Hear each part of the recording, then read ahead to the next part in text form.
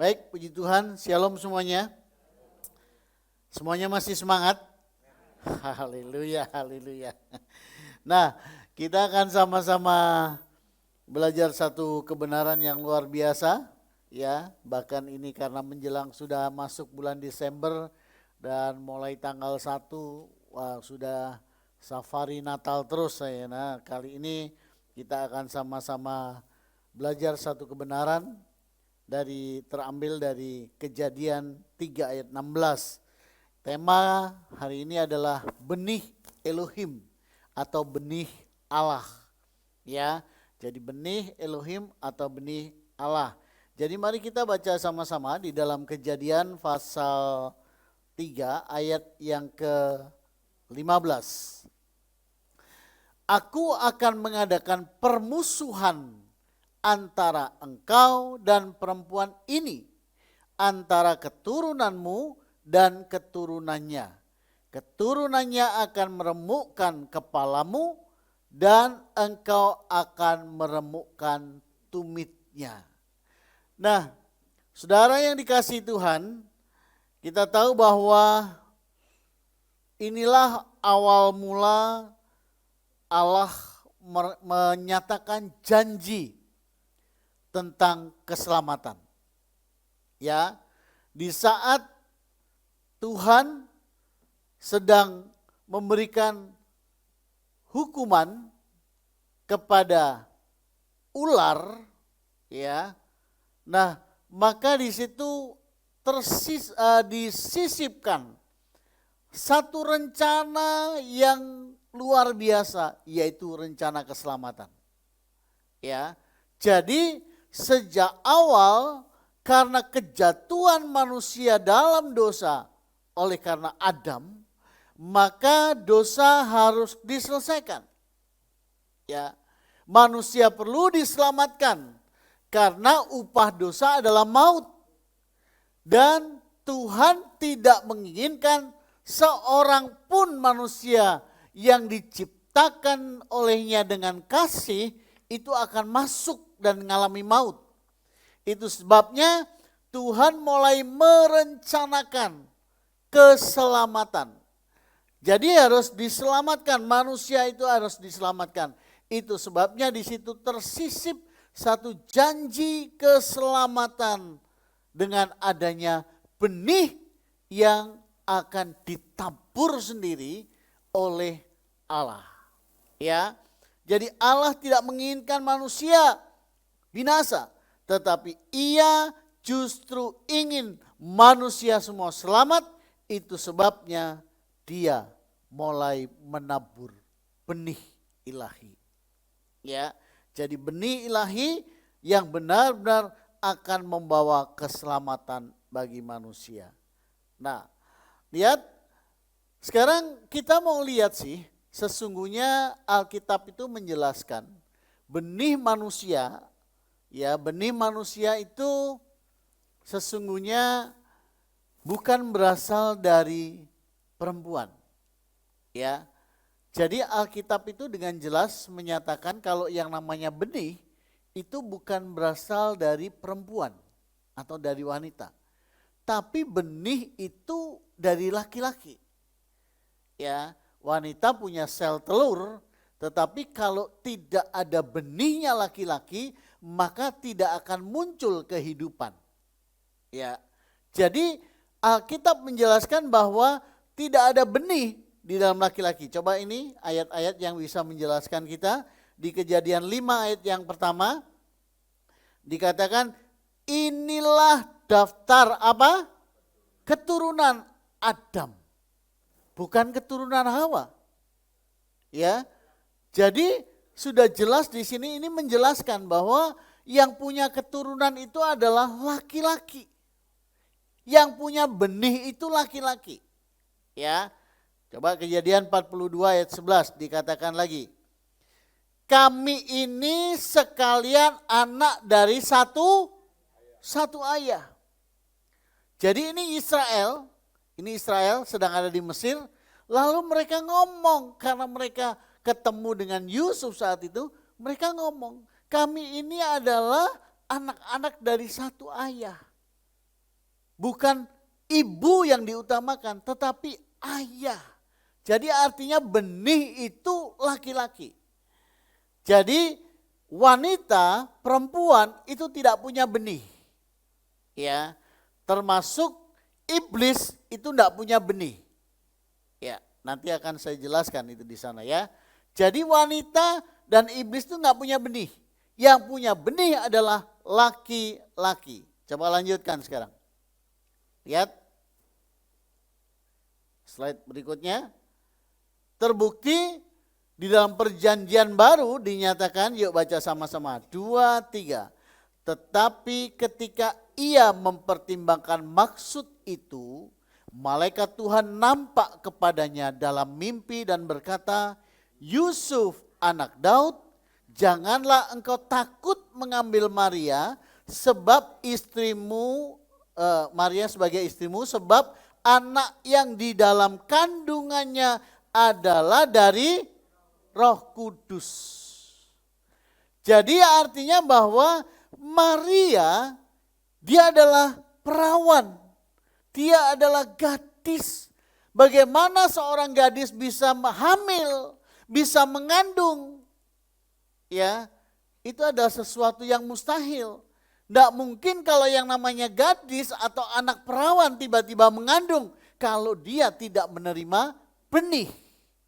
Ya, nah itu sebabnya kalau misalnya ada anak-anak yang berkata, aduh ma, pa, aku mengandung. Loh, kamu dapat benih dari mana? Pasti ditanya. Iya kan? Kamu dengan siapa gitu kan? Nah gak mungkin kalau aku dapat benih dari mana? Aku gak tahu. Loh. Itu sesuatu yang lucu. Jadi artinya bahwa memang wanita tidak punya benih. Termasuk firman Tuhan katakan bahwa Maria adalah seorang perawan. Artinya perawan, dia adalah seorang gadis yang belum dijamah oleh siapapun. Ya, itu sebabnya di dalam Matius 1 tadi, Yusuf tahu bahwa aku gak pernah demek blas. Kok tiba-tiba mengandung? Lah, Yusuf inginnya menyelamatkan supaya Maria benar-benar bisa mengalami keselamatan. Tapi tidak bisa. Malaikat Tuhan berkata, sup, ojo mbok cerai, ojo mbok bisa. Nah, pertunangan saat di Israel, ketika orang sudah bertunangan, itu sudah menjadi miliknya. Ya. Jadi ketika pertunangan sudah jadi miliknya. Maria sudah jadi miliknya Yusuf.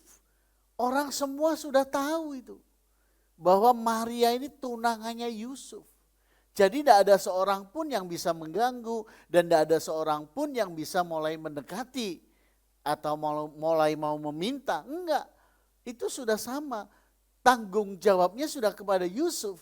Nah itu sebabnya Yusuf mau lepas tangan. Jangan, aku nggak pernah lakukan apapun, iya kan? Nggak pernah lakukan apapun. Gimana aku harus mengakui bahwa itu adalah anakku? Nah, tetapi malaikat Tuhan berkata, Yusuf, jangan kau ceraikan itu. Maksudmu jangan sampai engkau lakukan. Kenapa? Malaikat berkata, sebab anak yang ada di dalam kandungan Maria itu berasal dari Roh Kudus. Nah dari sini kita bisa tahu, berarti Allah yang kita sembah itu adalah laki-laki, bukan wanita. Tapi kalau dunia, yang dunia sembah itu kebanyakan adalah wanita. Ya, makanya orang ketika di desa-desa ketika pengen panen, mereka memberikan persembahan kepada Dewi Sri, bukan Bapak Sri, iya kan? Karena wanita, iya kan? Nah kalau di Indonesia ini kita harus bersyukur kepada Ibu Pertiwi, wanita kan? Bukan Bapak Pertiwi. Ya, nah hanya kepada Allah saja itu yang benar-benar laki-laki. Itu sebabnya engkau dan aku juga disebut mempelai wanita. Ya, mempelai wanita, mempelai Kristus. Artinya Kristus adalah laki-laki. Ya, jadi Tuhan karena dia laki-laki, dia punya benih. Benihnya ditaruh di dalam kandungan perawan Maria. Yaitu gadis yang benar-benar masih ting-ting. Ya, bukan Ayu ting-ting ya. Jadi masih benar-benar kinyis-kinyis. Ya, belum pernah disenggol siapapun. Jadi itu benih ilahi, benih Allah karena dia laki-laki dan Allah punya benih. Dan benihnya itu adalah Kristus. Tepuk tangan lu bagi Yesus yang luar biasa. Itulah benih Elohim. Jadi tidak ada seorang pun yang bisa menyangkal ya bahwa Yesus itu bukanlah berasal dari benih Yusuf, tetapi Kristus adalah dari benih Roh Kudus. Benih ilahi, benih Allah sendiri. Kita kembali ke Kejadian pasal 3 ayat yang ke-15. Aku akan mengadakan permusuhan antara engkau dan perempuan ini, antara keturunanmu dan keturunannya. Keturunanmu akan meremukkan kepalamu dan engkau akan meremukkan tumitnya. Ya. Nah, ini di dalam terjemahan ini kurang pas. Tetapi kalau di dalam terjemahan King James itu sangat jelas sekali. Ya, coba slide berikutnya. Kalau di dalam terjemahan King James itu dikatakan it shall brush your head. Dia akan meremukkan kepalamu, bukan keturunanmu.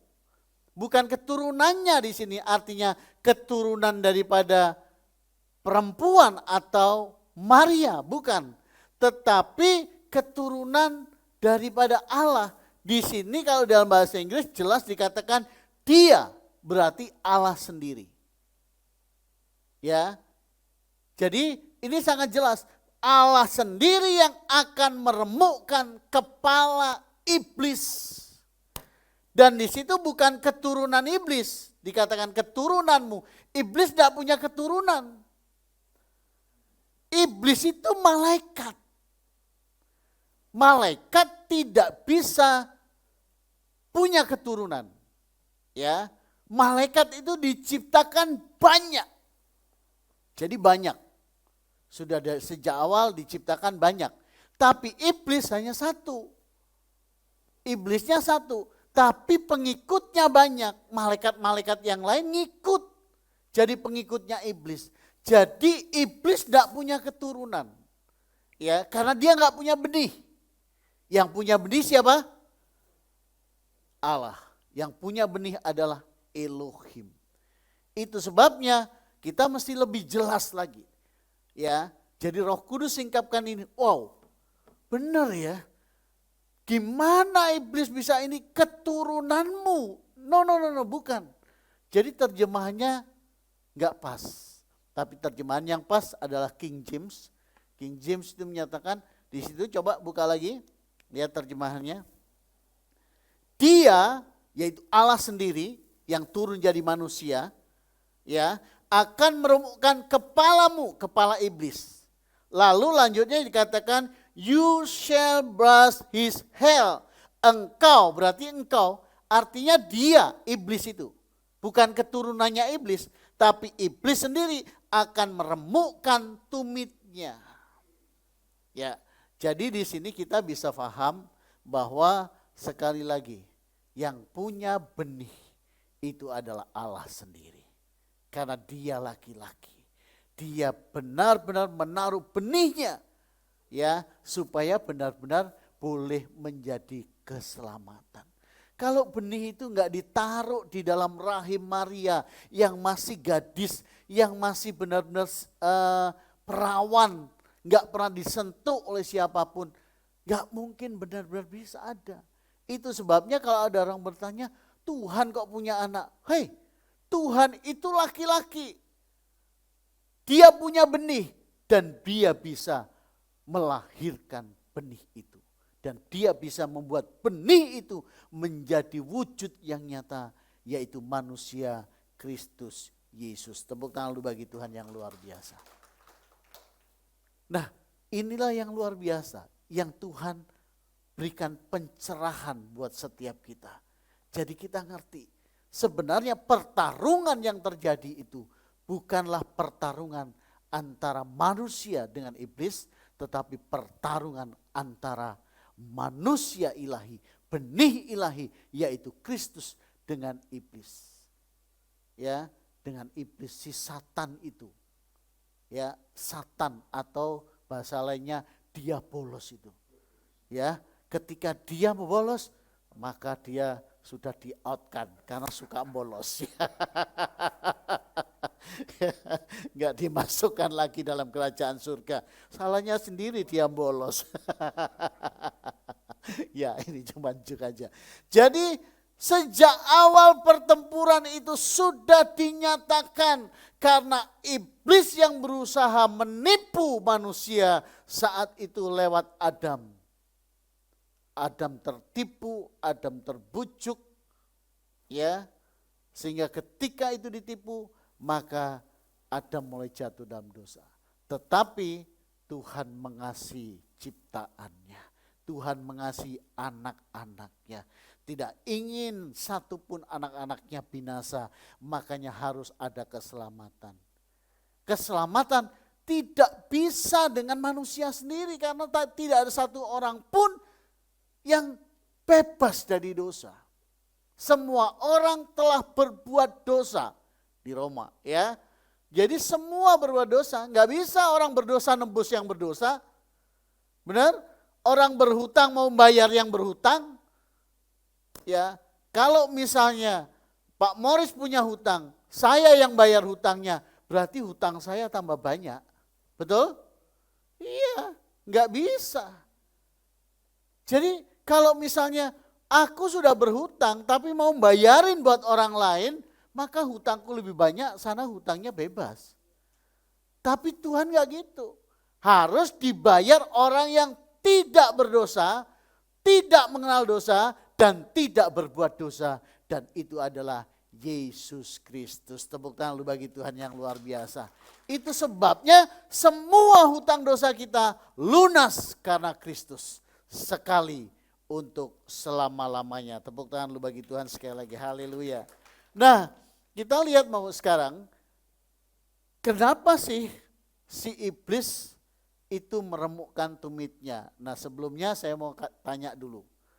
Ketika iblis meremukkan, yaitu ular itu meremukkan tumit, tetapi dia, yaitu benih ilahi itu meremukkan kepalanya, maka saya mau tanya, kalau tumitnya yang dihancurkan, diremukkan, masih hidup enggak?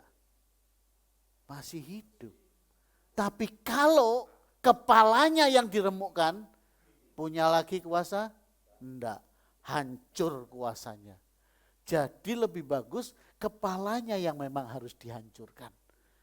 Jadi kemenangan itu ada oleh karena benih ilahi. Tepuk tangan dulu bagi benih ilahi.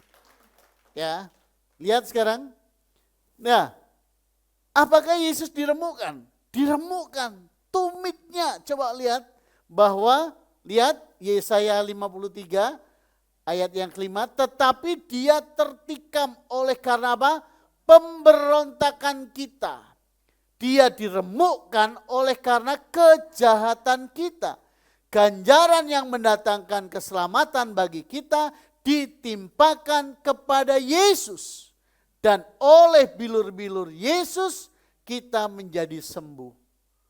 Jadi ular hanya bisa meremukkan tumit. Tidak bisa mengambil nyawa.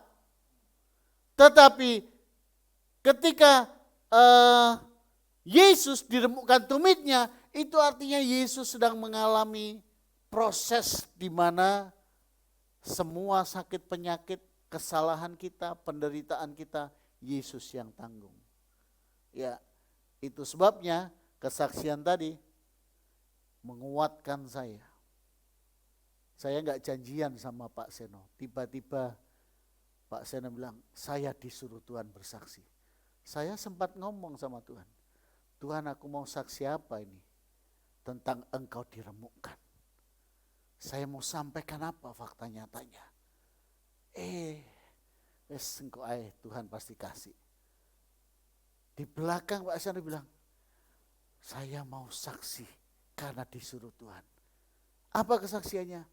Karena Yesus yang diremukkan tumitnya, dia ngalami penderitaan karena kita, sehingga kita ngalami kesembuhan. Saat ini disaksikan oleh Pak Seno. Tepuk tangan lu bagi Tuhan yang luar biasa. Jadi Yesus sudah diremukkan. Kalau dia sudah diremukkan tumitnya, benih ilahi itu sudah diremukkan tumitnya, kita sekarang ngalami kemerdekaan. Kita ngalami bebas dari segala sakit penyakit. Karena di situ dikatakan oleh bilur-bilurnya kita menjadi apa? Sembuh. Ya, saya bilang wow, luar biasa Tuhan ini. Jadi sembuh. Termasuk tadi kesaksian daripada Pak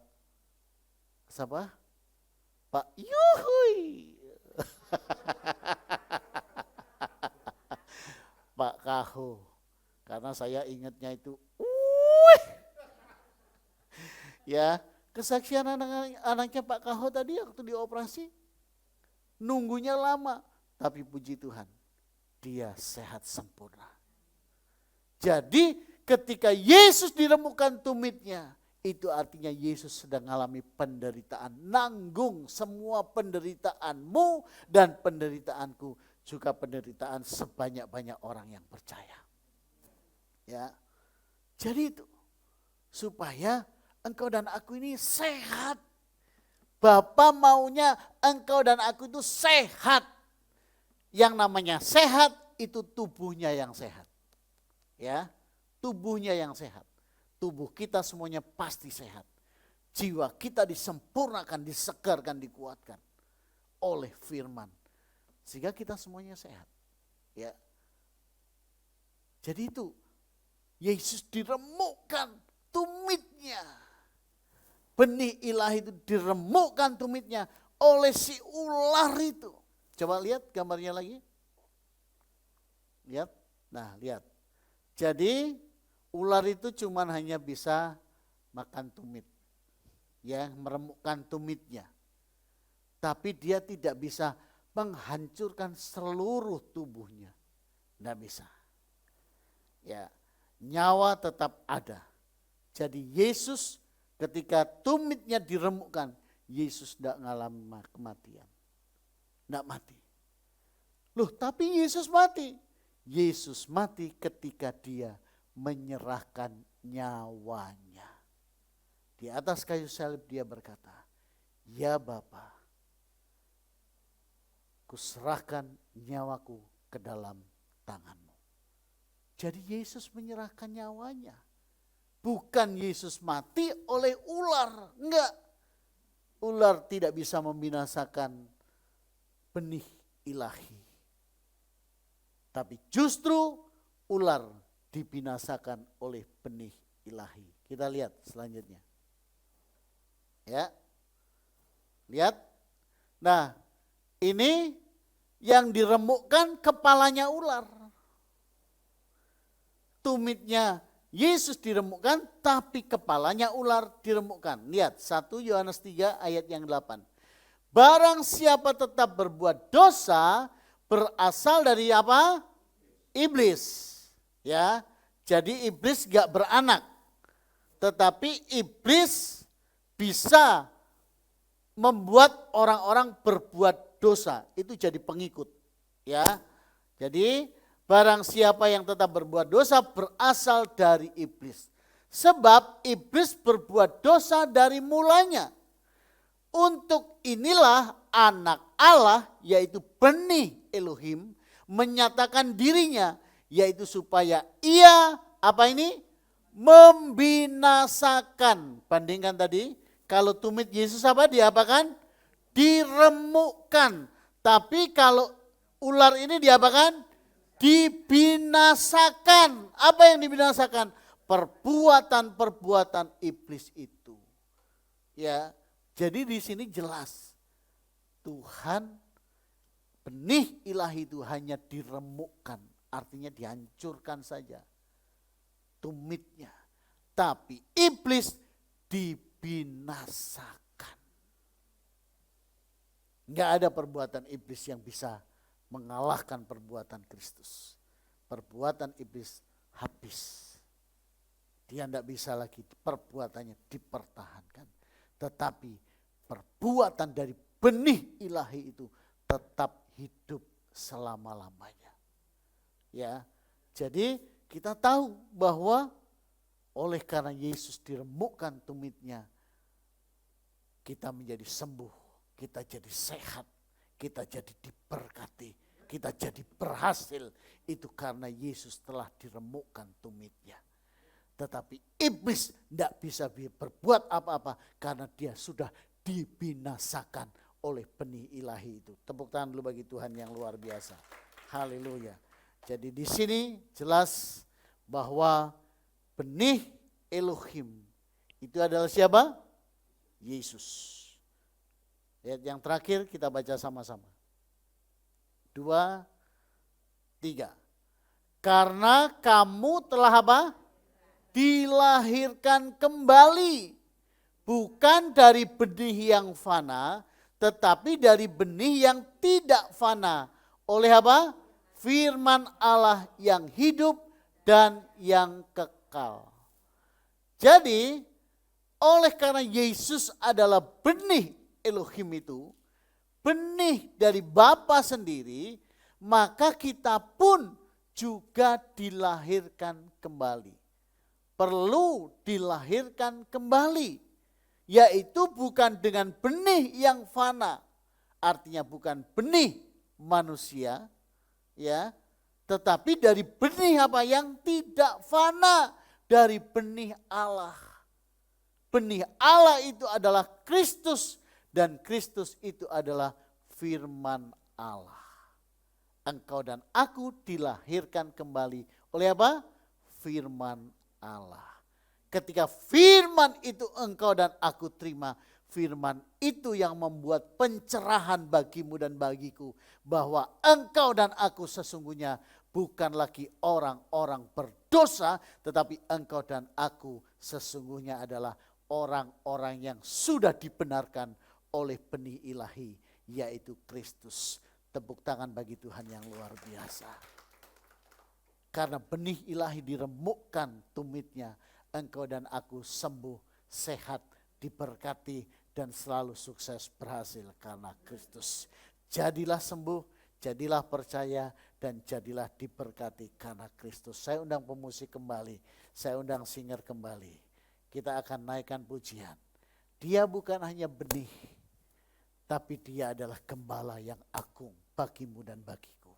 Engkau tetap akan dipelihara, dijagai, dan diberkati sempurna.